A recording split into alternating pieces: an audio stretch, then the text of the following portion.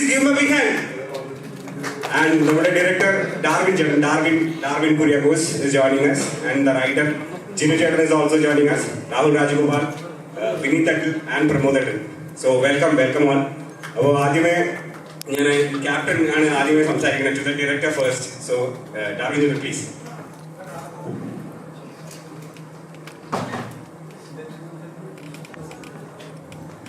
Hi, February 9 നമ്മുടെ പടം റിലീസാവുകയാണ്.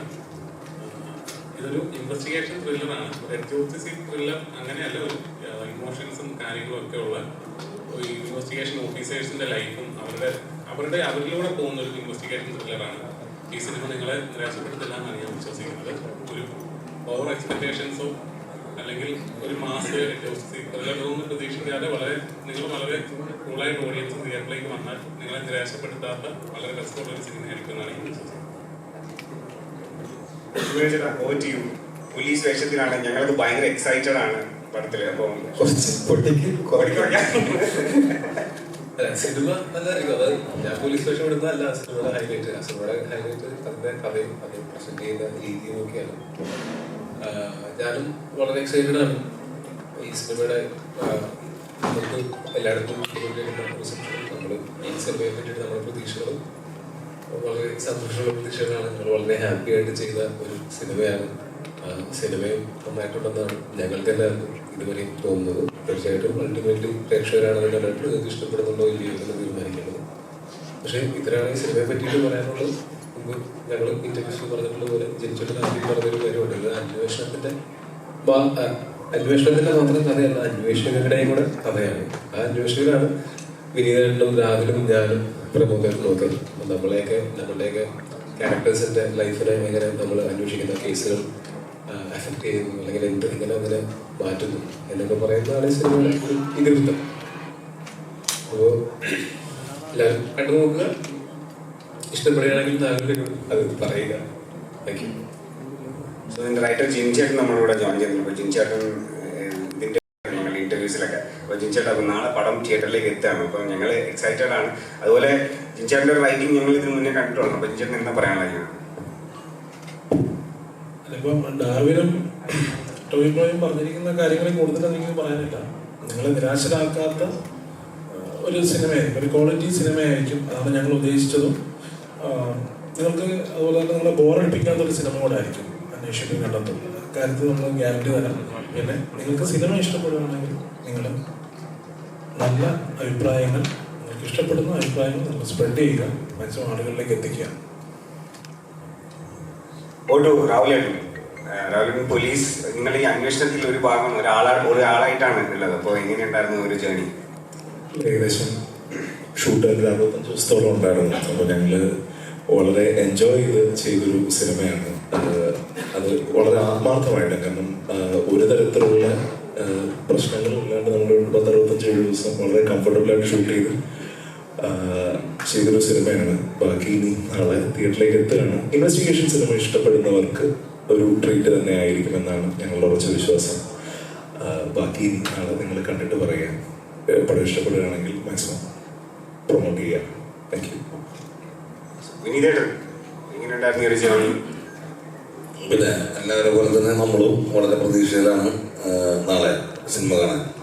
ഈ സിനിമ നമ്മൾ തിയേറ്ററിൽ കാണുമ്പോഴാണ് എൻ്റെ കൂടുതൽ സൗണ്ടും കാര്യങ്ങളൊക്കെ ആയിട്ടുള്ള ഒരു ഭയങ്കര എഫക്റ്റുള്ളൊരു സിനിമയാണ്. അപ്പോൾ അത് മറ്റുള്ള പ്ലാറ്റ്ഫോമിലൊക്കെ പിന്നെ കാണാം. പക്ഷേ തിയേറ്ററിൽ കാണുമ്പോഴാണ് അതിൻ്റേതായിട്ടുള്ള ഒരു പൂർണ്ണതയിൽ നമുക്ക് കാണാൻ പറ്റുള്ളൂ. പിന്നെ നമ്മൾ ചെറിയ വേഷങ്ങളൊക്കെയാണ് എല്ലാ സിനിമയിലും ചെയ്യാറുള്ളത്. ഒരു സിനിമ മാത്രം നമ്മൾ പ്രൂവ് ചെയ്തിട്ടുള്ളൂ. രണ്ടാമത്തെ സിനിമയിലെൻ്റെ. അപ്പോൾ വളരെ പ്രതീക്ഷയിൽ നിന്നും എല്ലാവർക്കും താങ്ക്സ്. പ്രമോദിന്റെ അടുത്ത് പറയാം, നീ എൻ്റെ ലാസ്റ്റ് വന്നേ ചോദിക്കാൻ പാടുള്ളൂ. അപ്പോൾ പ്രമോദേട്ടാ എങ്ങനെയുണ്ടായിരുന്നു? വളരെ സന്തോഷം. എന്താ പറയുക, നല്ല ഒരുപാട് പ്രതീക്ഷയുണ്ട്. ഒത്തിരി പ്രതീക്ഷയോടുകൂടിയാണ് ഞങ്ങൾ ഈ സിനിമയെ സമീപിച്ചത്. ഈ സിനിമ ഞങ്ങൾ ചെയ്തെടുക്കാൻ വേണ്ടി തയ്യാറായത് ഒത്തിരി പ്രതീക്ഷ വെച്ചാണ്. കൂടുതലായൊന്നും പറയുന്നില്ല. വളരെ നല്ല സിനിമയായിരിക്കും. ഞാൻ ഒന്നാമത് തള്ളിൻ്റെ ആളാണെന്ന് പറയുന്നതുകൊണ്ട് തള്ളുകൾ കുറയ്ക്കുകയാണ്. വായടയ്ക്കുന്നു, പണിയെടുക്കാൻ ശ്രമിക്കുന്നു. അപ്പം അതുകൊണ്ട് നല്ല സിനിമയായിരിക്കും. നിങ്ങളെ ആരും നിരാശപ്പെടുത്തില്ല. ഞങ്ങളെ നിരാശപ്പെടുത്തരുത്. അത്ര പറയാനുള്ളൂ. ബാക്കിയൊക്കെ അവർ ഡീറ്റെയിൽ സംസാരിക്കും.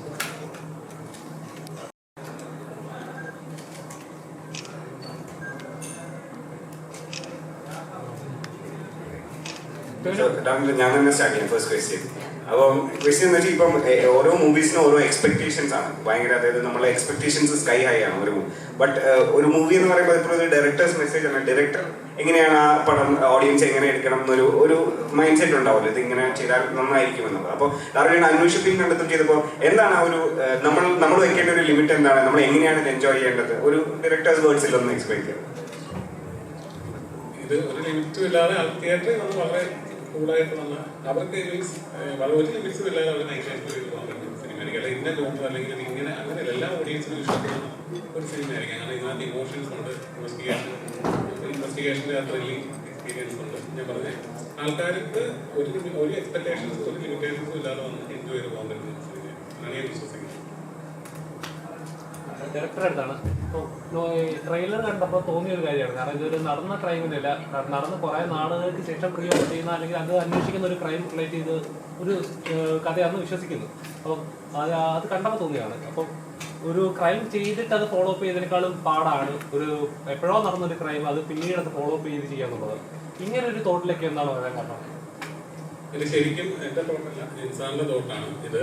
ഇത് അങ്ങനെ ഒരു കുറെ നാളുകൾക്ക് മുമ്പ് നടന്നൊരു ക്രൈം ഇൻവെസ്റ്റിഗേറ്റ് ചെയ്യുന്നു എന്നുള്ളതിനേക്കാളൊക്കെ ഉപരി ഒരു പോലീസ് ഓഫീസർ, ഒരു SI അയാളുടെ സർവീസ് പീരീഡിൽ അന്വേഷിക്കുന്ന ഒരു മർഡർ കേസാണ്. ഇത് അയാൾ അന്വേഷിക്കുന്ന കേസുകളിൽ പെടുന്ന ഒരു കേസ് മാത്രമാണ്. അല്ലാതെ ഇത് റൈറ്റിംഗ് ടൈമിലാണ് അതിന്റെ ഒരു അതിന്റെ ബുദ്ധിമുട്ടുകളും കാര്യങ്ങളൊക്കെ അറിയുമ്പോൾ നമ്മൾ ഷൂട്ട് ചെയ്യുന്ന പ്രോസസ്സിലേക്ക് വരുമ്പോൾ ആ ഇൻവെസ്റ്റിഗേഷൻ ഇൻട്രസ്റ്റിംഗ് ആയിരുന്നു. നമ്മൾ അതാണ് ഫോളോ ചെയ്യാൻ ശ്രമിച്ചിട്ടുള്ളത്.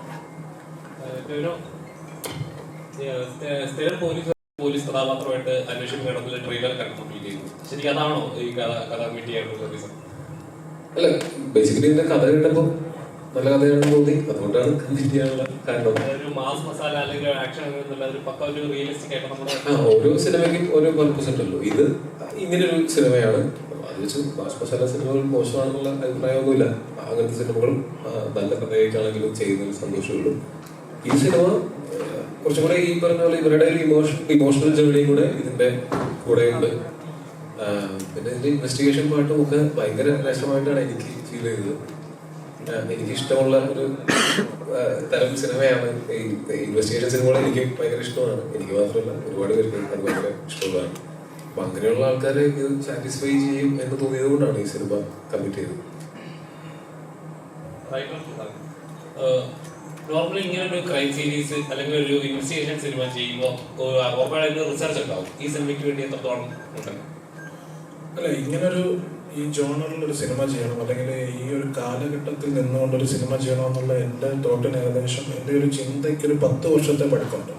2014 ഞാൻ ആദ്യമായിട്ട് അങ്ങനത്തെ ഒരു സിനിമ ഉണ്ടാവണം.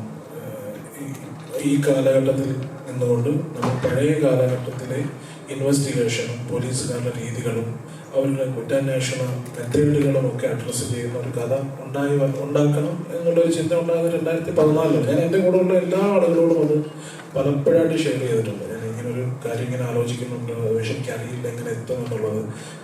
അത് ആലോചിക്കുമ്പോൾ തന്നെ എങ്ങനെ നമ്മൾ കണ്ടുവരുന്ന യൂഷ്വൽ ഇൻവെസ്റ്റിഗേഷൻ ത്രില്ലർ സിനിമകളിൽ നിന്നും ഇതിനെ വ്യത്യാസപ്പെടുത്താമെന്നുള്ള ഒരു ആലോചനയും അതിനൊപ്പം തന്നെ ഉണ്ടായിരുന്നു. പക്ഷെ 2020 ഞാൻ ഇതിൻ്റെ സ്ക്രീൻ പ്ലേ എഴുതുന്നുണ്ട്. ലോക്ക്ഡൗൺ സമയത്താണ് സ്ക്രീൻ പ്ലേ എഴുതുന്നത്. അപ്പോൾ ഈ ഒരു 6 വർഷത്തെ കാലം എനിക്ക് എൻ്റെ ഈ ചോദ്യങ്ങൾക്കെല്ലാം ഉത്തരം കിട്ടിയ ശേഷമാണ് ഞാൻ റൈറ്റിംഗ് ആരംഭിച്ചത്. അപ്പം അതിൻ്റെ ഒരു ന്യൂനസ് ഇതിനുണ്ട് എന്നാണ് ഞാൻ വിചാരിക്കുന്നത്.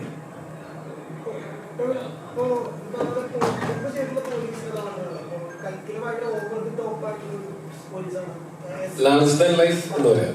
ഇപ്പോ എസ്രയിലാണെങ്കിൽ നമ്മൾ ആഗ്രഹിക്കുന്നത് കണ്ടിട്ടുള്ള ഒരു ഐഡിയൽ പോലീസാണ്. ഇതിലേക്ക് ഇമോഷണൽ ജേർണിനെ പറ്റി പറഞ്ഞു. അതിനു വേണ്ടി എങ്ങനെയാണ് അതിന്റെ ഒരു കൂടുതൽ പ്രോസസ്? ഒരു ഫുൾ ഇന്റർവ്യൂ അത് ഇതിനു വേണ്ടിയിട്ട് നമ്മുടെ ഡിസ്കഷൻസ് കുറേ ഉണ്ടായിരുന്നു. ഈ കഥാപാത്രത്തെ നമുക്ക് ഏറ്റവും കൂടുതൽ മനസ്സിലാക്കാൻ പറ്റുക ഈ കഥാപാത്രത്തിന്റെ സൃഷ്ടാക്കളോട് സംസാരിക്കുക എന്നുള്ളതാണ്. അപ്പോൾ ആദ്യം ജിനിച്ചേട്ടനായിട്ടും ഡാർവിൻബ്രോയായിട്ടും ഞങ്ങൾ കുറേ ഡിസ്കഷനിൽ ഇരുന്നതാണ്. അങ്ങനെ ഇത് കമ്മിറ്റ് ചെയ്ത് കഴിഞ്ഞിട്ടാണെങ്കിലും വീണ്ടും ഞങ്ങൾ ഇടയ്ക്കിടയ്ക്ക് കാണുമായിരുന്നു. കമ്മിറ്റ് ചെയ്തിട്ട് ഷൂട്ട് തുടങ്ങുന്നതിന് മുമ്പ് വരെ നമുക്ക് കുറച്ച് സമയം ഉണ്ടായിരുന്നു. അപ്പോൾ ഈ ക്യാരക്ടർ എങ്ങനെയായിരിക്കണം എന്നുള്ളതിനെ പറ്റിയിട്ട് നല്ല വ്യക്തമായിട്ടുള്ള ധാരണ ഇവരിൽ നിന്ന് എനിക്ക് കിട്ടിയിരുന്നു. കാര്യം ഇത്രയും വർഷം എന്നെക്കാൾ കൂടുതൽ പക്ഷേ ഷൂട്ടിങ്ങിന് മുമ്പ് ഇവരായിരുന്നിട്ടുണ്ടാവാം ഈ ക്യാരക്ടറിനെ പറ്റി ചിന്തിച്ചിട്ടുണ്ടാവുക. ഷൂട്ട് തുടങ്ങിയതിനു ശേഷം ഇവർ തന്ന ആ ഇൻഫർമേഷൻസിനെയൊക്കെ ബേസ് ചെയ്തിട്ട് ഞാനും കുറെ ചിന്തിച്ചിട്ടുണ്ട്. അതല്ലാതെ വേറെ ശാരീരികമായിട്ടോ അങ്ങനെയൊന്നും അതിന്റെ പ്രിപ്പറേഷൻസ് ഒന്നും ചെയ്യേണ്ട അങ്ങനെ ഒരു സിനിമയല്ല ഇത്. ഇത് മാനസികമായിട്ട് തന്നെ നമ്മൾ ആ ക്യാരക്ടറായിട്ട് മാറാനായിട്ട് ആ ക്യാരക്ടറിനെ കൂടെ അണ്ടർസ്റ്റാൻഡ് ചെയ്യാനായിട്ട് ശ്രമിച്ചിട്ടുണ്ട്.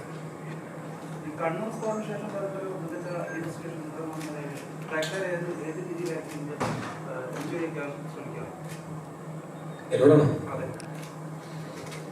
കണ്ണൂർ സ്ക്വാഡിന്റെ മുമ്പുണ്ടായിരുന്ന സിനിമകളെ എങ്ങനെയാണോ സ്വീകരിച്ചത് അതുപോലെയും സ്വീകരിക്കാം. കണ്ണൂർ സ്ക്വാഡിന് ശേഷം വരുന്ന സിനിമകൾ എങ്ങനെയാണോ സ്വീകരിക്കാൻ പോകുന്നത് അതുപോലെയും സ്വീകരിക്കാം.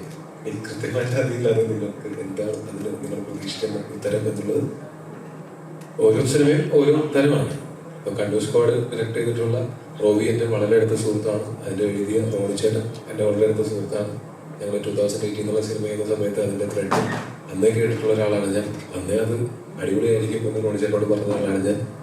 പക്ഷെ അതിന്റെ കഥയൊക്കെ എനിക്കറിയാമായിരുന്നു. ഇതിന്റെ കഥയും എനിക്കറിയാവുന്ന കാരണം കൊണ്ട് വളരെ വ്യത്യസ്തമായിട്ടുള്ള, അത് രണ്ടും തമ്മിൽ അങ്ങനെ പാരലൽസ് ഡ്രോ ചെയ്യാൻ പറ്റാത്ത സിനിമകളാണ്. തീർച്ചയായിട്ടും ഈ അന്വേഷണത്തിന്റെയും അന്വേഷകരുടെയും കഥ അതിലുമുണ്ട് ഇതിലുണ്ട്. പക്ഷെ ഇത് വേറൊരു സിനിമയാണ്. നിങ്ങൾ അതിന്റെ മറ്റ് സിനിമകളുടെ അടിസ്ഥാനപ്പെടുത്തി അങ്ങനെ ബെഞ്ചുമാർക്കുകളും അടിസ്ഥാനപ്പെടുത്തി അല്ലാതെ ഇതിനെ ഈ സിനിമയായിട്ട് ഒന്ന് കണ്ടുപോകും. ചിലപ്പോൾ ഇഷ്ടപ്പെടുകയും നമ്മൾ കണ്ടുവരുന്ന വീട്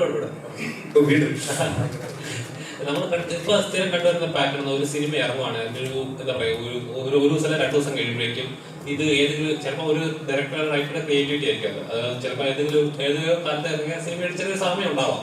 ഉടനെ ഇത് ആ സിനിമയായിട്ട് സാമ്യമുണ്ട്, ഇത് അങ്ങനെ ഒരു സിനിമയാണ്, ഇന്ന സിനിമയുടെ അഡാപ്ഷനാണ് ഇത് അങ്ങനെ പറഞ്ഞിട്ട് അത് എന്താ പറയാ ഒരു സിനിമയുടെ അതേ കോപ്പി ആണെന്നുള്ള ലെവലിൽ പോലും സോഷ്യൽ മീഡിയയിൽ വരാറുണ്ട്. അന്വേഷണം കണ്ടെത്തുന്ന സിനിമ ഒന്നിന്റെയും കോപ്പിയല്ല. ഇത് ചിലപ്പോൾ റിയൽ ലൈഫിൽ കണ്ടിട്ടുള്ള കേസുകൾ കോപ്പിയടിച്ചു തോന്നുമായിരിക്കും. പക്ഷെ മറ്റൊരു സിനിമയെ കോപ്പിയടിച്ചായിട്ട് തോന്നില്ല, ഉറപ്പായിട്ടും തോന്നില്ല.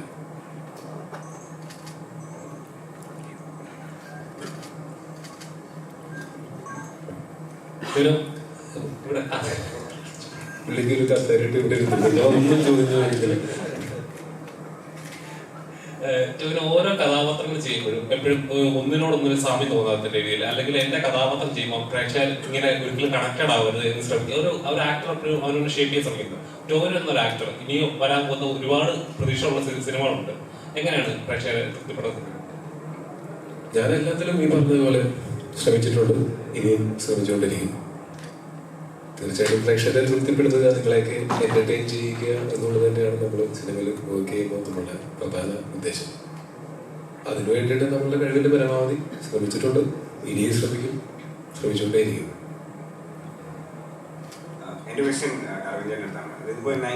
അപ്പോൾ ഇതിന്റെ ഒരു റീക്രിയേഷൻ എങ്ങനെയായിരുന്നു? അതായത് ഇപ്പൊ അവിടുത്തെ ആൾക്കാർ ആ ഒരു ടൈം പീരിയഡിൽ ഈവൻ അവരുടെ നമ്മുടെ ഒരു വാക്കിംഗ് സ്റ്റൈലിൽ വരെ വ്യത്യാസമുണ്ട്, ഇപ്പോഴത്തതും അപ്പോഴത്തതും. അങ്ങനെ ഓരോ ഇപ്പൊ ടെക്നോളജിയുടെ കാര്യം പറയുകയാണെങ്കിൽ അതും ഭയങ്കരമായിട്ട് അഡ്വാൻസ്ഡ് ആയിട്ടുണ്ട്. അപ്പൊ ഈ റീക്രിയേഷൻ എത്രത്തോളം ഒരു ചലഞ്ച് ആയിരുന്നു ആസ് ആക്ടർ ആൻഡ് ഓൾസോ ആ സെറ്റ് റീക്രിയേഷൻ? ഇത് എങ്ങനെയായിരുന്നു? ഈ 80s ഉം 90s ഉം ആണ് നമ്മൾ ഇതിനകത്ത് അഡ്രസ് ചെയ്യുന്ന കാലഘട്ടങ്ങൾ. അപ്പൊ അതില് നമ്മൾ ചെറിയ പ്രായമായതുകൊണ്ട് തന്നെ നമുക്ക് ഓർമ്മകളൊന്നും അങ്ങനെ നമ്മുടെ ഓർമ്മയിലൊന്നും എടുക്കാൻ പറ്റില്ല. അപ്പൊ നമ്മൾ കണ്ട് ശീലിച്ചിട്ടുള്ള സിനിമകളും അതൊക്കെ തന്നെയാണ് നമ്മുടെ റെഫറൻസുകൾ. അപ്പൊ ആ കാലഘട്ടമായിട്ട് മാക്സിമം നമ്മൾ കാലഘട്ടത്തിനെ റീക്രിയേറ്റ് ചെയ്യാൻ പറ്റിയിട്ടുള്ളത് നമ്മൾ കണ്ടിട്ടുള്ള സിനിമകളും 80s 90s സിനിമകളാണ് നമ്മൾ ഏറ്റവും കൂടുതൽ പറഞ്ഞിട്ടുള്ളത്. ആസ് എൻ ആക്ടർ അതെങ്ങനെയായിരുന്നു ആ ഒരു ടൈം പീരീഡിൽ നമ്മളുടെ ഐ മീൻ ആക്ടിങ് അല്ല ഞാൻ ഉദ്ദേശിക്കുന്നത്, പക്ഷേ ഈവൻ മാനേഴ്സ് നമ്മൾ വർക്ക് ചെയ്യുന്നത് നമ്മൾ സംസാരിക്കുന്നതൊക്കെ ഈ ലാംഗ്വേജിന് വരെ ഒരു ഫിൽറ്ററിങ് വന്നിട്ടുണ്ടല്ലോ ഇപ്പൊ ഇങ്ങോട്ട്. അപ്പോൾ അതെങ്ങനെയായിരുന്നു? ഇപ്പോൾ അതും നമ്മൾ ഓരോ ഷോട്ടിന് മുമ്പ് ഓരോ സീറ്റിന് മുമ്പ് നമുക്ക് എന്തൊക്കെ ചെയ്യാം എന്തൊക്കെ ചെയ്യേണ്ട എന്ന് തീരുമാനിക്കുന്നതിന് മുമ്പ് ഞങ്ങൾ അവിടെ ഡിസ്കഷൻസ് ഉണ്ടായിട്ടുണ്ട്. പ്രത്യേകിച്ച് വേറൊരു കാലഘട്ടത്തിൽ ചെയ്യുന്ന സമയത്ത് നമുക്ക് കാണിക്കാൻ പറ്റാത്ത ചില മാനേഴ്സുകളുണ്ട്, പുതിയ ഇപ്പോഴത്തെ കാലഘട്ടത്തിൻ്റെതായിട്ടുള്ള മാനേഴ്സുകൾ. പിന്നെ ലുക്കിലാണെങ്കിലും അങ്ങനെ കുറച്ച് കാര്യങ്ങൾ നമ്മൾ ശ്രദ്ധിച്ചിട്ടുണ്ട്. പിന്നെ മൊബൈൽ ഫോൺ ഇല്ലാത്ത അങ്ങനത്തെ ടെക്നോളജികളൊന്നും ഇല്ലാത്ത ഒരു കാലഘട്ടത്തിൽ നടക്കുന്ന അന്വേഷണമായത് കാരണം കൊണ്ട് അതിലെ ആ ഒരു പഴമ ചിലപ്പോൾ ഇപ്പോൾ ഒരു പുതുമയായിട്ട് തോന്നുമായിരിക്കാം. അപ്പൊ അതൊക്കെ തന്നെയാണ് നമ്മൾ ശ്രദ്ധിച്ചിട്ടുള്ളത്. ഉറപ്പല്ലേ? 100%.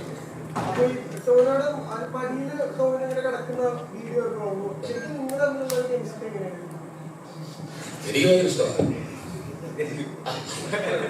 അത് വേറതല്ല, അതൊരു ഞങ്ങളങ്ങനെ ഷൂട്ട് കഴിഞ്ഞിങ്ങനെ ഇരിക്കുക. അതിൻ്റെ പങ്ക് ചെയ്ത സമയത്ത് ഞാനിങ്ങനെ അദ്ദേഹം മടിയിൽ കിടന്നു. അങ്ങനെ ആദ്യം ഒന്നും കിട്ടി, ആരും എൻ്റെ മടിയിൽ കിടക്കുന്നു. സന്തോഷമായി. അത് ആരോടുത്ത ഫോട്ടോ ഞാനെടുത്ത് തന്നെ ആരോടുത്താണ്. അതൊരു ഉള്ള സന്തോഷം. ഞാൻ പിന്നെ അത് എൻ്റെ കിട്ടി ഞാൻ സൂക്ഷിച്ചു വെച്ചിട്ടുണ്ട്. ആ ബന്ധം മുന്നോട്ട് പോട്ടെ എന്ന് ആഗ്രഹിക്കുന്നു. ഇഷ്ടമാണ് എന്തോ. ഞങ്ങളെല്ലാവരും ഒരു കുടുംബം പോലെ ക്രിക്കറ്റ് കളിച്ചു, ഒരുമിച്ച് എല്ലാവരും കൂടെ ഭക്ഷണം ഉണ്ടാക്കി കഴിച്ചു, ഒരുമിച്ച് ഹാപ്പി ആയിട്ട് ഷൂട്ട് ചെയ്തു. ഈ സിനിമയുടെ ഔട്ട്പുട്ട് അല്ലെങ്കിൽ സിനിമയുടെ നാളത്തെ വെറിഡിക്ട് എന്തോ ആയിക്കോട്ടെ, ഈ സിനിമ ചെയ്തത് ഒരിക്കലും റിഗ്രറ്റ് ചെയ്യേണ്ട കാര്യമില്ലാത്ത രീതിയിൽ ഞങ്ങൾ ഷൂട്ടിങ്ങിന്റെ സമയത്ത് പുതിയ നല്ല സുഹൃത്തുക്കളെ കിട്ടുകയും ഒരുപാട് നല്ല സമയങ്ങൾ ഞങ്ങൾക്ക് ഉണ്ടാവുകയും ചെയ്തിട്ടുണ്ട്. അത് തന്നെയാണ് നമ്മൾ ട്രഷർ ചെയ്യുന്നത്. നമ്മൾ ഇതിന്റെ വെറിഡിക്റ്റിൽ മാത്രം അടിസ്ഥാനപ്പെടുത്തിയല്ല ഞങ്ങളുടെയൊക്കെ സൗഹൃദങ്ങൾ ഉണ്ടായിരിക്കുന്നത്. അത് ഒരിക്കലും ഇനി മുന്നോട്ടുള്ള സൗഹൃദങ്ങളിലേക്ക് പോകും ഈ സിനിമയുടെ ഒരു സിനിമയുടെ വെറിഡിക്റ്റ് അനുസരിച്ചിട്ടല്ല സൗഹൃദങ്ങൾ ഉണ്ടായിട്ടുള്ളത് മുന്നോട്ട് പോയിക്കൊണ്ടിരുന്നത്.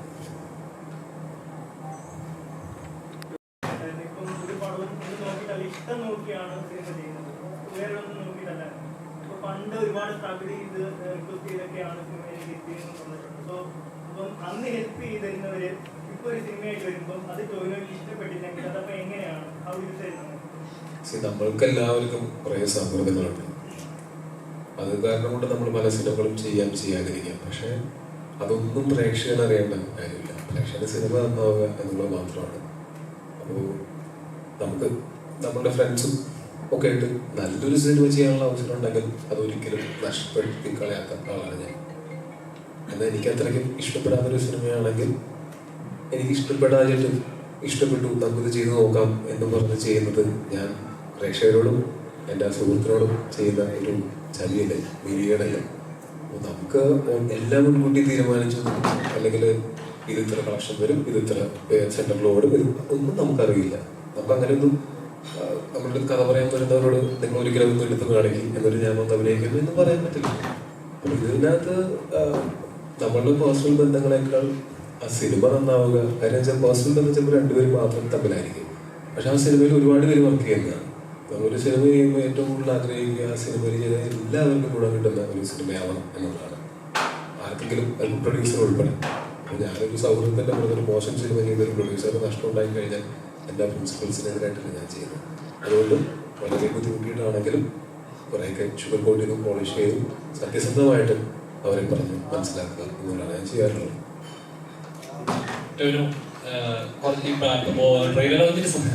ആ ക്യാമറയുടെ ബാക്കിലിരിക്കുന്നതുകൊണ്ടാണ് കാണാറ്. ഞാൻ ശബ്ദം വെച്ച് പിടിച്ചോളാം. ട്രെയിലർ പറഞ്ഞിട്ട് സമയത്ത് പറയുന്നു, ഇപ്പോഴും പറയുന്നു, സിനിമ എക്സ്പെക്ടേഷനോടെ അല്ലെങ്കിൽ ഓവർ എക്സ്പെക്ട് ചെയ്ത് ഒരിക്കലും കാണാൻ വരണ്ട, ഒരു ബ്ലാക്ക് പേപ്പർ ഒന്ന് കണ്ടാൽ മതി. ഈ ഓവർ എക്സ്പെക്ടേഷൻസ് ആയാലും അങ്ങനെ ഓവർ ഹൈപ്പ് നിങ്ങൾക്ക് ഓവർ എക്സ്പെക്ട് ചെയ്തോളൂ, അതിന് കുഴപ്പമൊന്നുമില്ല. ഓവർ ഹൈപ്പ് വരുന്ന ചിത്രങ്ങളൊന്നും അത്രയും അത് എപ്പോഴാണ് അത് ഓവർ ഹൈപ്പ് ആവുന്നത്?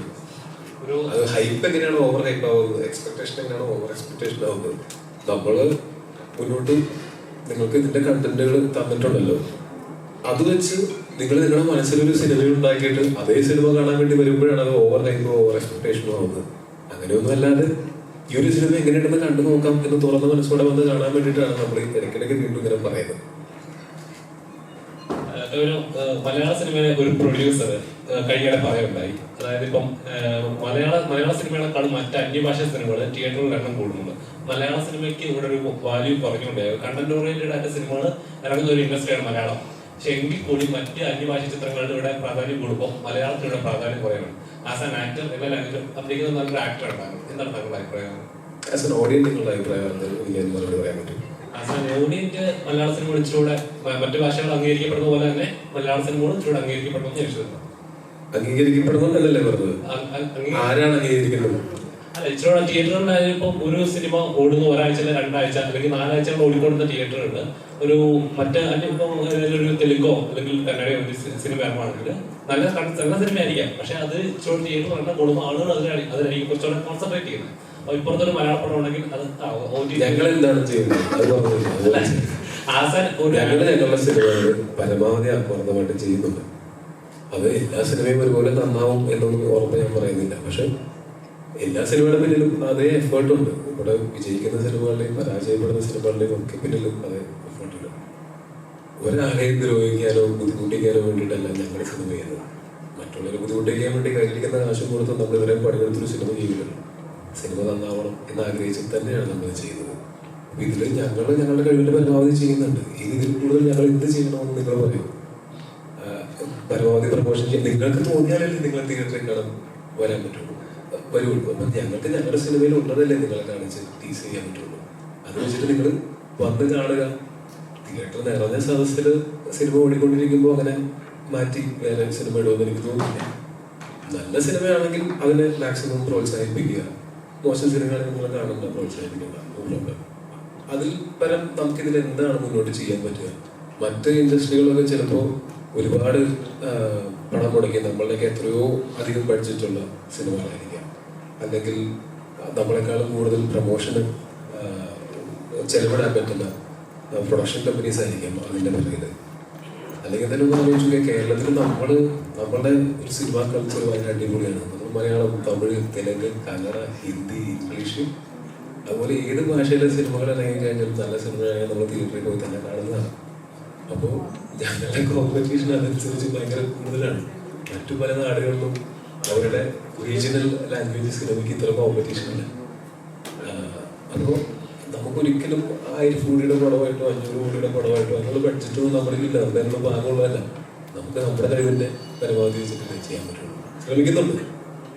ഇതിനേക്കാൾ മെച്ചപ്പെട്ട അവസ്ഥയിലേക്ക് മലയാള സിനിമ വരിക തന്നെ ചെയ്യും. ഇപ്പോഴും മലയാള സിനിമയുടെ അങ്ങനെ കണ്ടന്റ് ബേസ്ഡ് സിനിമകൾ കുറവാണെന്നോ മലയാള സിനിമയ്ക്ക് എല്ലാത്തിനും ക്വാളിറ്റി ഇല്ലെന്നൊന്നും ഞാൻ പറയില്ല. മലയാള സിനിമകളെല്ലാം നല്ല എഫേർട്ട് എടുത്ത് തന്നെയാണ് ചെയ്യുന്നത്.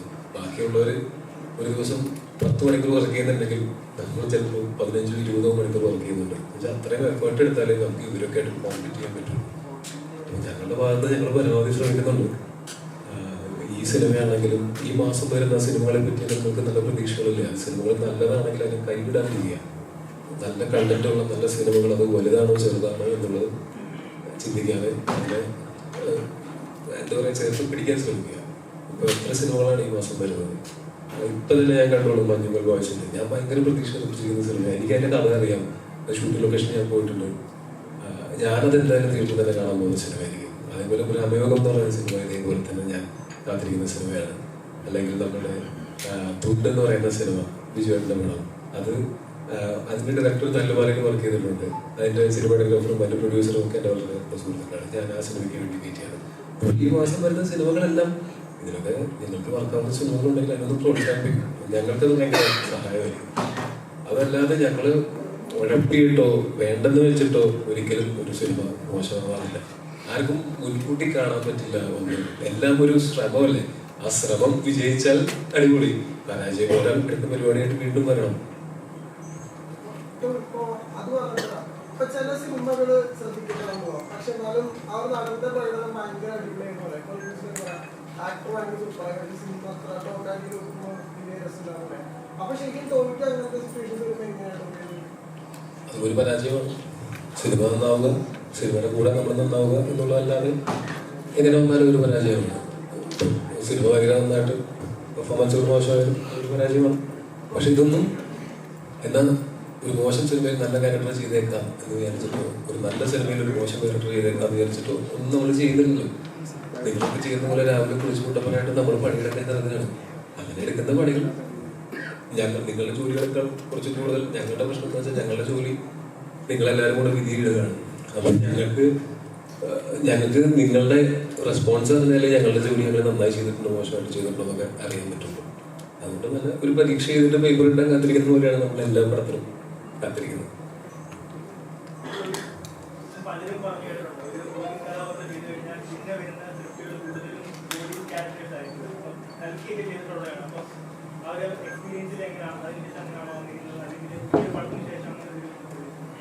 അങ്ങനെയൊന്നും എനിക്ക് തോന്നുന്നില്ല. ഞാൻ ഈ ഒരു പടത്തിന് ശേഷം കഥ കേൾക്കുന്ന സിനിമകളെല്ലാം ഞാൻ ഇമ്മീഡിയറ്റ്ലി നെക്സ്റ്റ് ചെയ്യാനിരിക്കുന്നത്.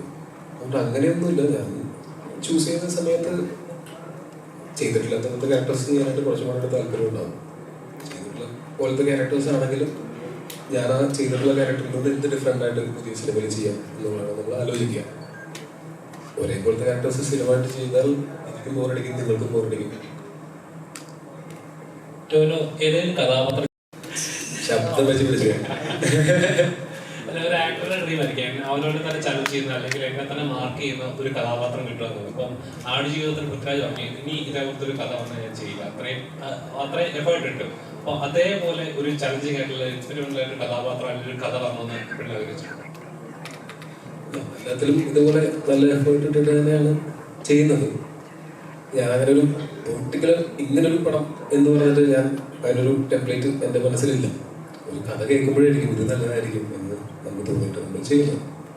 അല്ലാതെ ഏതെങ്കിലും ഒരു ഇന്നതുപോലത്തെ എന്നെ ചലഞ്ച് ചെയ്യുന്ന ക്യാരക്ടേഴ്സാണ് ഞാൻ ചെയ്യുന്നത് മുഴുവൻ. ഞാൻ അത്ര ഒരു ട്രെയിൻഡ് ആയിട്ടുള്ള ഒരാളുമല്ല. ഞാൻ ആഗ്രഹം കൊണ്ട് സിനിമയിൽ വന്ന ആളുമാണ്. എല്ലാ സിനിമയും എല്ലാ ദിവസവും ഷൂട്ടും എനിക്ക് ചലഞ്ചിങ് തന്നെയാണ്.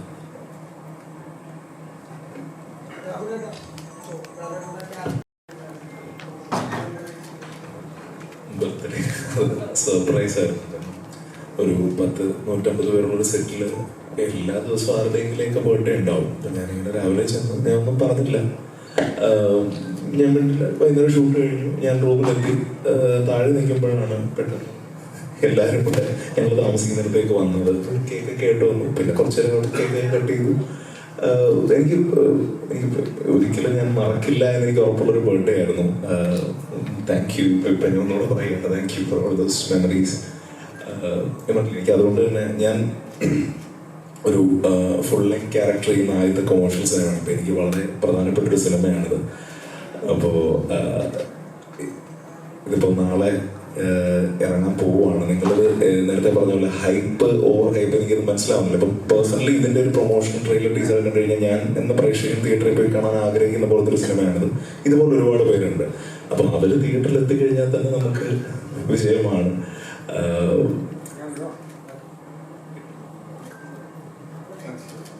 അല്ല, ഞാൻ ആ ബർത്ത്ഡേ പറഞ്ഞു. എൻ്റെ കൂട്ടത്തിൽ കുറച്ച് പടത്തിൻ്റെ കാര്യങ്ങൾ പറയണമല്ലോ.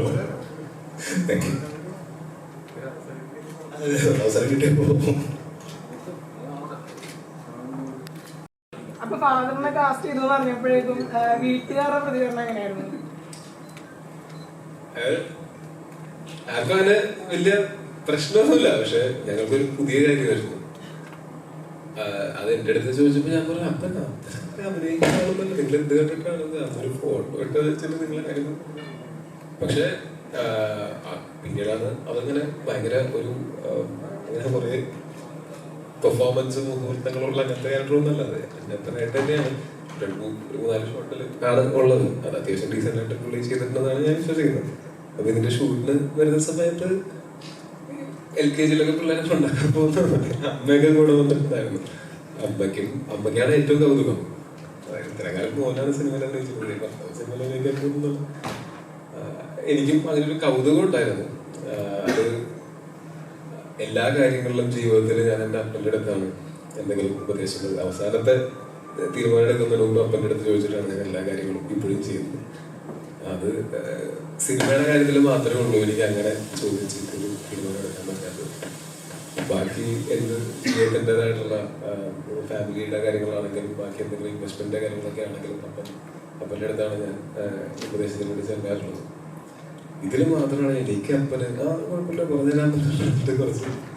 അതെന്ന് വെച്ചാൽ സിനിമയിൽ അല്ലെങ്കിൽ അപ്പനങ്ങനെ സിനിമയെ പറ്റി ഭയങ്കരമായിട്ട് നോളജുള്ള ആളല്ല. സിനിമ കാണുന്ന ആളാണ് നന്നായിട്ട്. അങ്ങനെ ഒരു കൾച്ചർ ഞങ്ങളുടെ വീട്ടിലുണ്ട്. കുറെ സിനിമകൾ കാണുന്ന ആൾക്കാരാണ് ഞങ്ങൾ. അതിനപ്പുറത്തേക്ക് ഇതിനകത്ത് പരിചയമില്ലാത്ത അപ്പനെ ഒരു പുതുമുഖത്തിനെ കൊണ്ടുവന്നപ്പോൾ ഞാൻ കുറച്ച് നാളെ 10-12 കൊല്ലമായില്ല. ഈ ഒരു ഒറ്റ ഏരിയയിലാണ് എനിക്ക് അപ്പനേക്കാൾ എക്സ്പീരിയൻസ് ഉള്ളത്. അത് എനിക്ക് ഭയങ്കര കൗതുകമുള്ള കാര്യമായിരുന്നു.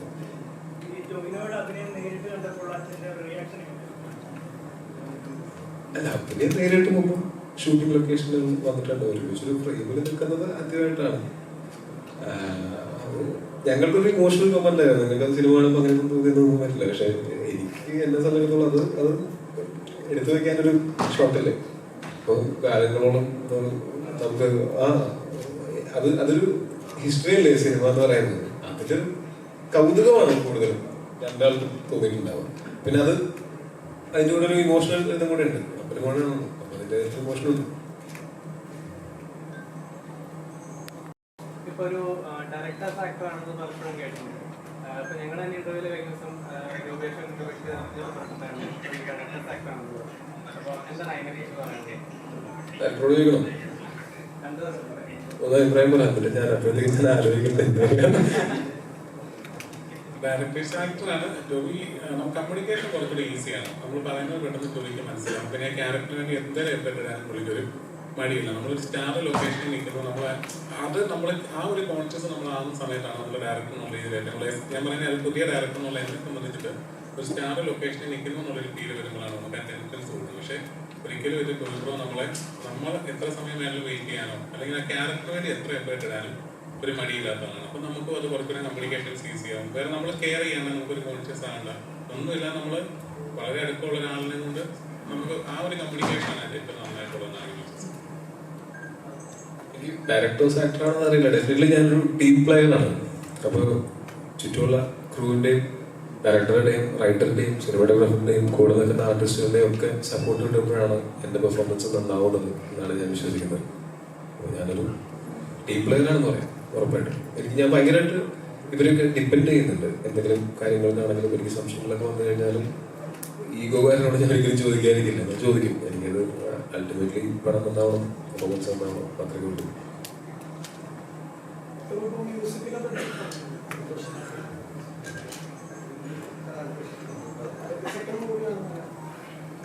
ആദ്യമായിട്ട് സോങ്ങും ബിജിഎം ചെയ്യുന്ന ആദ്യത്തെ മൂവി ബിജിഎം മാത്രമാണ് ചെയ്തേക്കുന്നത്. ഒരു സോങ്ങാണ് മൂവിയിലുള്ളത്. ഇപ്പം കഴിഞ്ഞ ദിവസം റിലീസായി. ഇപ്പം അതായത് പുള്ളി ചെന്നൈയിലായിരുന്നു. അപ്പം നാളെ പടത്തിൽ സന്തോഷ് നാരായണൻ ചെയ്താൽ നന്നാവും എന്നുള്ളത് ജിൻസാറിൻ്റെ ഒരു ഓപ്ഷനായിരുന്നു. അതുകൊണ്ട് നമ്മൾ ആ ഒരു ട്രൈ ചെയ്ത് നോക്കി.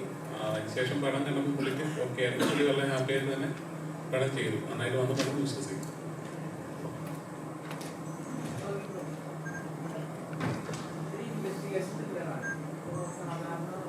എന്നോട്ടോ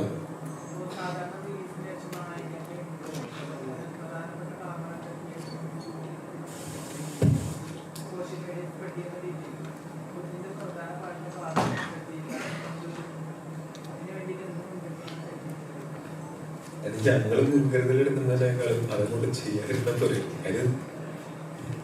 അത് ആ സിനിമയോട് ചെയ്യുന്ന ദ്രോഹമാണെന്ന് നിങ്ങൾക്ക് തീർച്ചയായിട്ടും അറിയാം.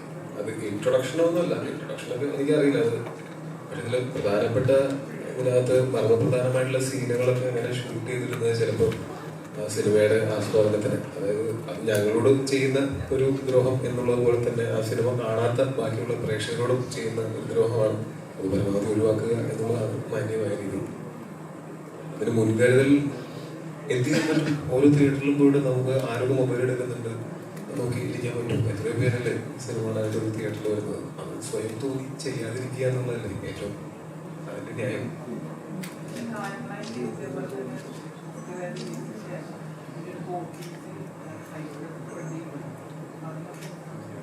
കാലങ്ങളായിട്ട് നടക്കുന്നുണ്ട്. കാലങ്ങളായിട്ട് അതിനെ പ്രതിരോധിക്കാൻ ശ്രമിക്കുന്നുണ്ട്. എന്നിട്ട് ഇതുവരെ അത് മുഴുവനായിട്ട് എലിമിനേറ്റ് ചെയ്യാൻ പറ്റിയിട്ടില്ല.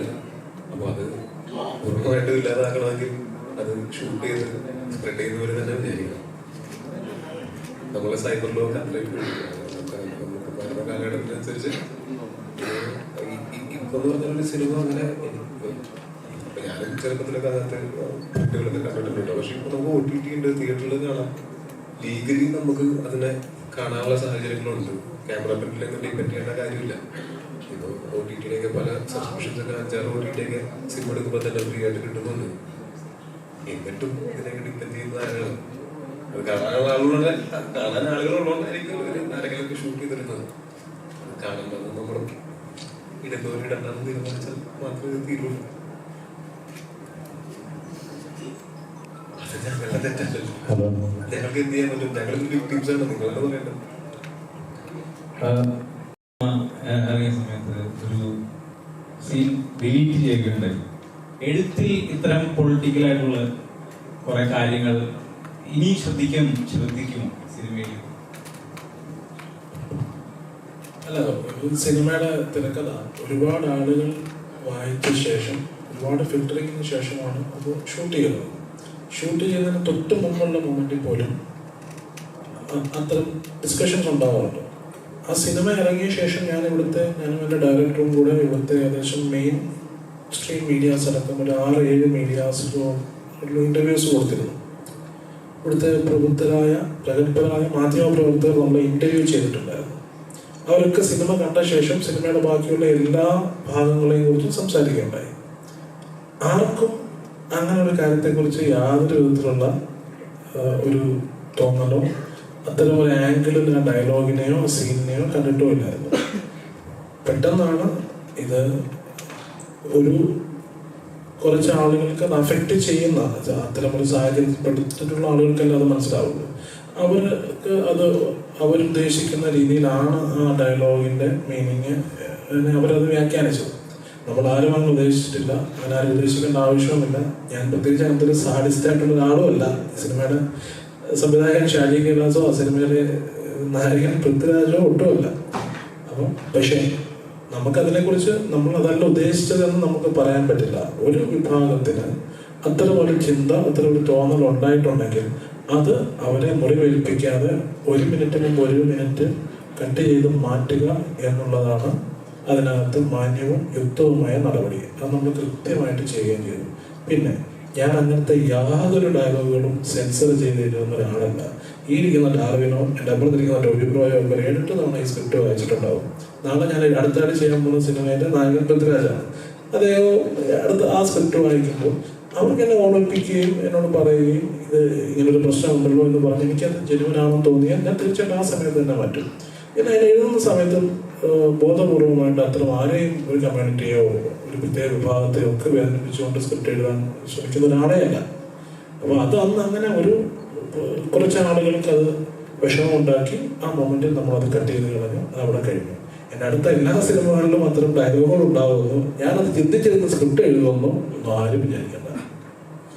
അത്തരം പേടികളുണ്ടോ? ഇനി എഴുത്തിൽ അത്തരം പേടികളുണ്ടായിരുന്നു? ഞാൻ ഒരു കാര്യം ചോദിക്കട്ടെ. 2 വർഷം മുമ്പ് ഇറങ്ങിയൊരു സിനിമ, ആ സിനിമയിൽ ഇങ്ങനെ മനഃപൂർവ്വം അല്ലാതൊരു തെറ്റുണ്ടായി എന്ന് പറഞ്ഞ് ഇവരെല്ലാവരും നിരുപാധികം മാപ്പ് ചോദിക്കുകയും ആ സീൻ നീക്കം ചെയ്യുകയും ചെയ്തിട്ട് എല്ലാവരും മറന്നു കിടന്ന ഒരു കാര്യം ഇവിടെ വീണ്ടും കുത്തിത്തിരിപ്പുണ്ടാക്കി ഓർമ്മിപ്പിച്ചത് സുഖം കിട്ടി അല്ലേ? ഒരു കണ്ടന്റ് കിട്ടിയില്ലേ? തെറ്റേറ്റ് പറഞ്ഞ് എഴുതുകാരൻ ഇനി ആ തെറ്റ് ആവർത്തിക്കില്ലെന്ന് എഴുതുകാരൻ അല്ല. ഞാൻ അങ്ങനെയാണ് കണ്ടന്റിൽ വാർത്തവരെ മറ്റേ ഹെഡ്ലൈൻ അങ്ങനെ വരും. ഒരു സുഖം കിട്ടിയില്ലേ? കണ്ടപ്പോ പ്രതീക്ഷിച്ചിരുന്നു. എന്തായാലും ഞാൻ പുറത്തു വെച്ച് കണ്ടില്ല, ഓർമ്മയുണ്ടെന്ന്. കൊള്ളാം, ടോവിനോയ്ക്ക് ഇത്തരം പേടിയുണ്ടോ? ഇങ്ങനെ ഇത്തരം സ്ക്രിപ്റ്റുകൾ പ്രതീക്ഷിക്കാത്ത രീതിയിൽ വന്നു കഴിഞ്ഞാൽ? എനിക്ക് അങ്ങനെ ആരും പേടിയൊന്നുമില്ല. അപ്പൊ ഇത്തരം പൊളിറ്റിക്കൽ ഇൻകറക്റ്റ് ആയിട്ടുള്ള സ്ക്രിപ്റ്റൊക്കെ വന്നാൽ അഭിനയിക്കുന്ന ഒരു ആരെങ്കിലും ആ മുഖത്തേക്ക് കൂടെ നോക്കിയാൽ എല്ലാവരും ഒരു സൈഡ് മാത്രം കാണും വെച്ചില്ലേ? ആ ചോദിക്കും. അല്ല, അത്തരം അഭിനേതാവാണോ അങ്ങനെ പൊളിറ്റിക്കലി ഇൻകറക്റ്റ് ആയിട്ട് ജീവിക്കുന്ന ഒരു കഥാപാത്രം ചെയ്യുന്ന സമയത്ത് ഞാൻ എന്ത് ചെയ്യണം? ഞാനൊരു പടത്തിൽ വില്ലന്വേഷണം ചെയ്യുകയാണെന്ന് വിചാരിക്കുക, അയാൾ വൃത്തികെട്ടവനാണെന്ന് വിചാരിക്കുക, അയാൾ പൊളിറ്റിക്കലി ഇൻകറക്റ്റ് ആയിട്ടുള്ള കാര്യങ്ങൾ ചെയ്യുന്ന ആളാണെന്ന് വിചാരിക്കുക. അപ്പോഴും ഞാൻ പറയണോ ഇത് പൊളിറ്റിക്കലി ഇൻകറക്റ്റ് ആണ്, ഇത് ചെയ്യാൻ പറ്റില്ല എന്നുള്ളത്? പൊളിറ്റിക്കലി ഇൻകറക്റ്റ് ആയിട്ടുള്ള സീനുകളോ ഡയലോഗുകളോ ഉണ്ടാകുന്നതിനേക്കാൾ അങ്ങനെയുള്ള സീനുകളോ ഡയലോഗുകൾ ഗ്ലോറിഫൈ ചെയ്യുന്നതാണ് തെറ്റ്. പൊളിറ്റിക്കൽ കറക്റ്റ്നെസ്സിനെ പറ്റി കൃത്യമായിട്ട് അറിയുകയാണെങ്കിൽ ഈ ചോദ്യമേ ചോദിക്കേണ്ട കാര്യമില്ല. കുഴപ്പമില്ല. അല്ല, നിങ്ങൾക്ക് കണ്ടന്റ് കിട്ടിയോ, എക്സ്ക്ലൂസീവായോ, ചിൽ. Next question. പുള്ളി ഒന്ന് ട്രാക്ക് മാറ്റാൻ നോക്കിയിട്ട് തിരിച്ചു വന്നുകൊണ്ടിരിക്കുകയാണ്. ഓക്കെ. അല്ല, ട്രാക്ക് മാറ്റം എന്ന് പറഞ്ഞാൽ ഇങ്ങനെ ഇടയ്ക്കിടയ്ക്ക് മാറി മാറി പോയിക്കൊണ്ടിരിക്കുകയാണ്.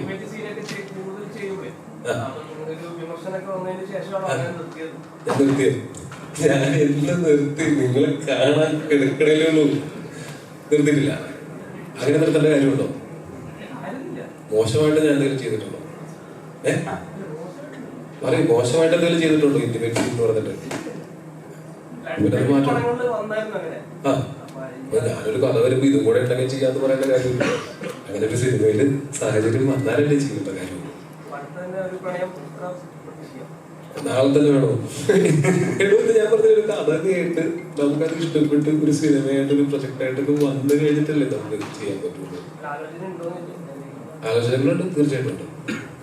Okay, thank you. Last 2 questions.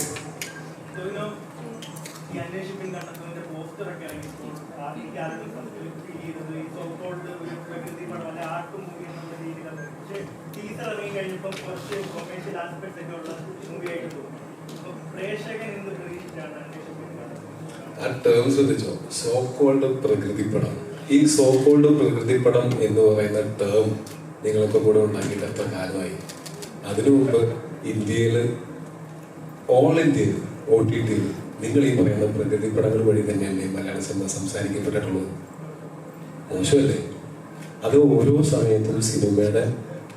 സ്വഭാവങ്ങൾ മാറിക്കൊണ്ടിരിക്കും. അതിന് പ്രകൃതി പടവും വികൃതി പടവും അങ്ങനെയൊന്നും പറയേണ്ട കാര്യമില്ല.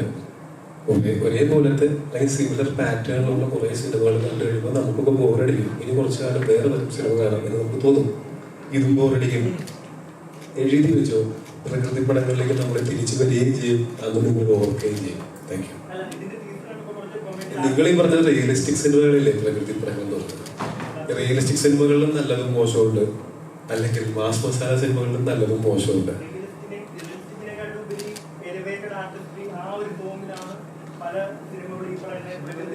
അങ്ങനത്തെ സിനിമകൾ മാത്രമാണോ പ്രകൃതി പടങ്ങൾ എന്ന് വിളിച്ചിട്ടുള്ളത്? ഒരു പടം ഒരിച്ചിരി സ്ലോ ആയാൽ, കളക്ടറോടൊന്നും ഇച്ചിരി താഴെ പോയാൽ, ഒരിച്ചിരി സമയമെടുത്ത് കഥ പറഞ്ഞാൽ ഇവിടെ അതിൽ പ്രകൃതി പടം എന്ന് പറയേണ്ട കാര്യമില്ല. നിങ്ങൾ ആ പറയുന്ന സോപ്പുള്ള പ്രകൃതി പടങ്ങൾ കാണാൻ ഇഷ്ടമുള്ള ഒരാളാണ് ഞാൻ. അങ്ങനെയാണെങ്കിൽ നിങ്ങൾ ഒരിക്കലും സോ കോൾഡ് പ്രകൃതി പടം എന്നതിനും പറ്റില്ല. നിങ്ങൾ അങ്ങനത്തെ സിനിമകൾ ഇഷ്ടപ്പെടുന്ന ആളാണെങ്കിൽ മോശമല്ലേ? ഒരിക്കലും അത് കണ്ട് ആസ്വദിച്ചിട്ട് പിന്നീട് അതിനെ തള്ളി പറയുന്നത് മോശമല്ലേ? ശരിയാണ്, അങ്ങനെയുള്ള സിനിമകൾക്ക് ഇവിടെ ഡിമാൻഡില്ല. ഡിമാൻഡുള്ളൊരു സമയം ഉണ്ടായിരുന്നല്ലോ, ഇനിയും വരും. അങ്ങനെയല്ലേ എല്ലാവരും 10-20 കൊല്ലം കൂടുമ്പോഴും അങ്ങനെ ഉണ്ടായിട്ടില്ലേ? നാട്ടുപുറ കഥകളൊക്കെ കുറെ ഉണ്ടായിട്ട് പിന്നെ കുറെ നാൾ ബോംബെ പോയിട്ട് ഇടികൂടി അത് കഴിഞ്ഞ് കുറെ അങ്ങനെ പലതരം സിനിമകൾ ഇങ്ങനെ പാറ്റേൺ പോലെ വന്നു പോയില്ലേ? അതിന് ഏതെങ്കിലും ഒരു തരം സിനിമയിലെ മാത്രം അങ്ങനെ തള്ളി പറയേണ്ട കാര്യങ്ങളൊന്നും തോന്നില്ല. നിങ്ങൾ എല്ലാ തരം സിനിമകളും ഇഷ്ടപ്പെടുന്ന ആളാണെന്ന് പറയുകയാണെങ്കിൽ നല്ല സിനിമയും മോശം സിനിമയും നിങ്ങൾക്ക് വേർതിരിച്ച് പറയാം. അല്ലാതെ എല്ലാ സിനിമയാണ്. അത് പ്രകൃതിയാണോ വികൃതിയാണോ മാസമാണോ ആക്ഷനാണോ ഹൊററാണോ ഒന്നും നോക്കണ്ട. നല്ലതാണോ ചീത്തയാണോ നോക്കിയാൽ മതി. എല്ലാത്തിനും അങ്ങനെ കാറ്റഗറൈസ് ചെയ്യുന്നത് എനിക്കതിനോട് യോജിക്കാൻ പറ്റില്ല. നിങ്ങൾക്ക് കാറ്റഗറൈസ് ചെയ്ത് എന്തുകളും ചെയ്യാം. നിങ്ങൾ എന്താ ചെയ്യേണ്ടത് ഞാനല്ലോ പറയുന്നത്. ഡയറക്ടർ അടുത്താണ് ഒരു ഇപ്പൊ ഒരു 100 രൂപ അല്ലെങ്കിൽ 150 രൂപ കൊടുത്ത് ടിക്കറ്റ് അത് ഇറങ്ങി കഴിയുമ്പോഴേക്കും പറയണം ഇത് OTT വന്നാലും ഒരു രണ്ടാമത് ഒരാൾ കേൾക്കുമ്പോൾ എന്നാ അങ്ങനെ പറയല്ലോ OTT വരെ കാത്തിരിക്കാം.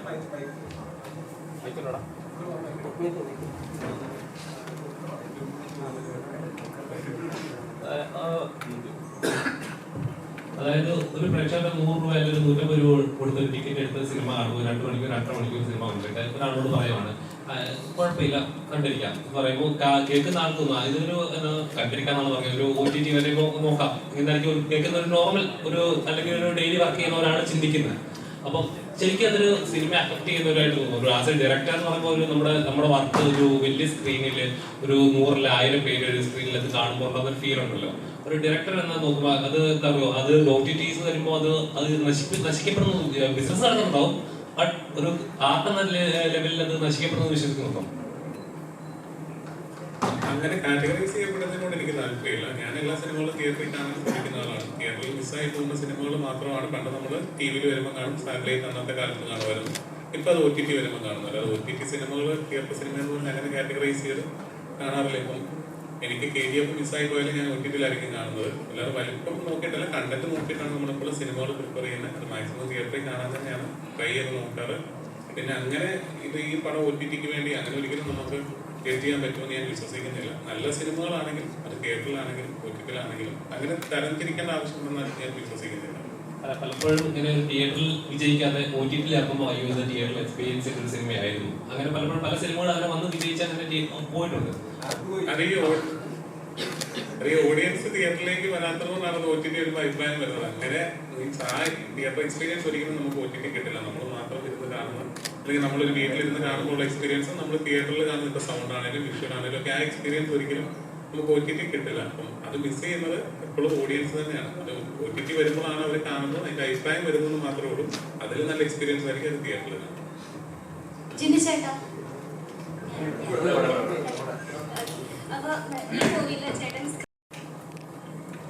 ഇപ്പൊ നിങ്ങളെ സംസാരിച്ചുകൊണ്ടിരുന്ന ടെൻഷനെ കുറിച്ചായിരുന്നു. നല്ല ടെൻഷനുണ്ട്. പ്രൊഡക്ഷന്റെ ഭാഗത്തുനിന്നുള്ള ടെൻഷനല്ല, അതൊക്കെ പറഞ്ഞ പോലെ എനിക്കത് വലിയ ടെൻഷനുള്ള കാര്യമല്ല. പക്ഷെ നമ്മുടെ ഒരു ക്രിയേറ്റീവ് ഇൻവെസ്റ്റ്മെന്റ് ആണ് എൻ്റെ ടെൻഷൻ. അതെങ്ങനെ ആളുകൾ എടുക്കുന്നു എന്നുള്ളത് വലിയ ടെൻഷനാണ്. അത് മാത്രമേ ഉള്ളൂ. പ്രൊഡക്ഷന്റെ ഭാഗത്ത് എനിക്ക് 0% ഇൻവെസ്റ്റ് ചെയ്തിട്ടുണ്ട് അല്ലെങ്കിൽ അങ്ങനത്തെ ഒരു കാര്യത്തിനൊന്നുമില്ല. ക്രിയേറ്റീവ് ഇൻവെസ്റ്റ്മെന്റിൽ അതിന്റെ റിസൾട്ട് അറിയാൻ വലിയ ആകാംക്ഷയും അതറിയുന്നത് വരെ വലിയ ടെൻഷനുണ്ട്. നോക്കാം.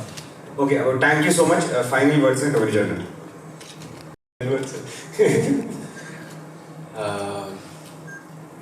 കുറേ തവണ പറഞ്ഞ വാക്കുകൾ തന്നെയാണിത്. നിങ്ങൾക്ക് ഈ സിനിമയുടെ നമ്മൾ പുറത്തുവിട്ടിട്ടുള്ള കണ്ടന്റുകളൊക്കെ കണ്ടിട്ട് ഇംപ്രസീവായിട്ട് തോന്നുകയാണെങ്കിൽ, നിങ്ങൾക്ക് കാണാൻ താല്പര്യമുള്ള തരം ഒരു സിനിമയാണെന്ന് തോന്നുകയാണെങ്കിൽ തീർച്ചയായിട്ടും ഇത് മിസ് ചെയ്യരുത്. അപ്പോൾ പിന്നെ നേരത്തെ പറഞ്ഞ പോലെ OTT കണ്ടിട്ട് നല്ലതെന്ന് പറയേണ്ടി വരും. നന്നാവാൻ പരമാവധി നന്നാക്കാൻ ഞങ്ങൾ ശ്രമിച്ചിട്ടുണ്ട്. പിന്നെ നിങ്ങൾക്ക് ഇത് ഈ പറഞ്ഞ പോലെ പ്രകൃതിപരമായിട്ടോ കാണാൻ തോൽപ്പരില്ലാതൊക്കെ തോന്നുന്നുണ്ടെങ്കിൽ കാണണ്ട. എന്ത് ചെയ്യുന്നു നമ്മൾ നിർബന്ധിച്ച് കാണിച്ചാൽ നിങ്ങൾക്ക് അത് ഇഷ്ടപ്പെട്ടത് വരില്ല. കാണാൻ തോന്നുന്നവരും കണ്ടു നോക്കുക. ഇഷ്ടപ്പെടുകയാണെങ്കിൽ ചെയ്തമില്ലാത്തൊരു ഉപകാരമല്ലേ, അത് നല്ലതാണെന്ന് ആളുകളോട് പറയുക. Thank you.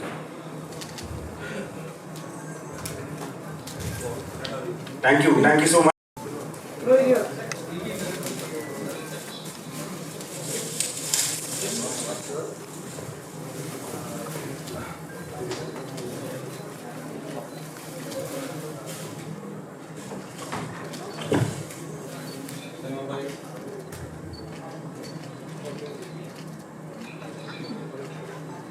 Thank you so much. Before we wind up, the whole group photo. കൂടുതൽ വീഡിയോസിനായി B4 Place ഫോളോ ചെയ്യൂ, സബ്സ്ക്രൈബ് ചെയ്യൂ.